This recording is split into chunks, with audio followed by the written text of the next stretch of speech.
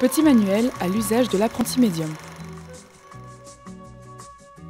Comme nous l'avons étudié dans les chapitres précédents, que vous le sentiez ou non, les phénomènes paranormaux occupent une place prépondérante dans notre vie quotidienne. Il conviendra désormais de définir comment l'on peut communiquer avec l'esprit qui parfois nous grandit et qui souvent nous importune. Très bien, on y va. Méthode très ancienne, mais aujourd'hui assez peu usitée, celle des tables tournantes. Ah, ça marche. Mais c'est toi qui l'as fait bouger? Méthode toute aussi ancienne, mais nettement plus élaborée, celle du Ouija. Cette technique, facilement reproductible avec un jeu de Scrabble et un verre à pied retourné, peut s'avérer coûteuse en termes d'énergie pour le médium.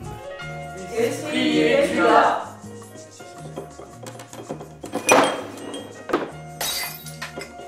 Eh oui, jamais 203. L'écriture automatique correspond à la méthode la plus répandue, car devenir médium écrivain ne nécessite qu'un entraînement et un effort limité. Nous distinguerons l'écriture intuitive de l'écriture mécanique. Dans les deux cas, les indications obtenues sont totalement étrangères aux opinions du médium. Voyons maintenant ce que l'on appelle l'incorporation.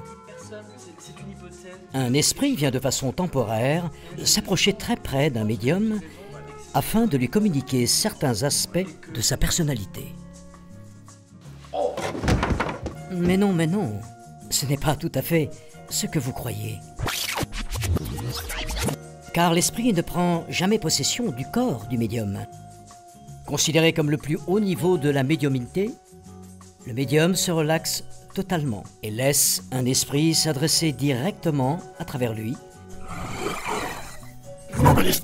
Et parfois même dans la langue qu'il connaît. Faut pas s'affoler. Ça m'en touche une sans faire bouger l'autre. Enfin, la matérialisation. Lors d'une matérialisation partielle, une partie du corps immatériel de l'esprit peut prendre le contrôle d'un objet.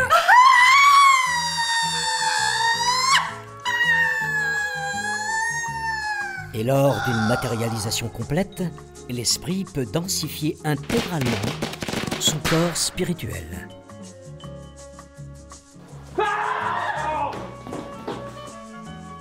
Hé, attendez donc! Oh là là!